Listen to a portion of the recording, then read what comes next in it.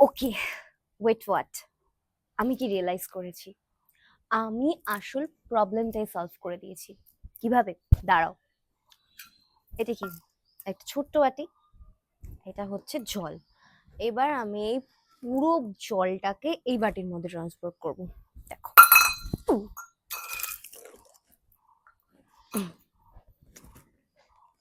আহ,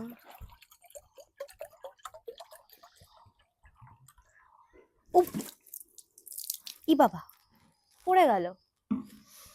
তো এটাই হবে। হুম, ধরো এই বাটিটা হচ্ছে সেই মানুষটা, আর এই জলের বোতলটা হচ্ছে তুমি, তোমার ভালোবাসা, তোমার কেয়ার, তোমার সময়। তো একটা মানুষ যার এইটুকু ক্ষমতা, সে কি করে তোমার এতটা ভালোবাসা, এতটা কেয়ার, এতটা যত্ন নেবে? পারবে না।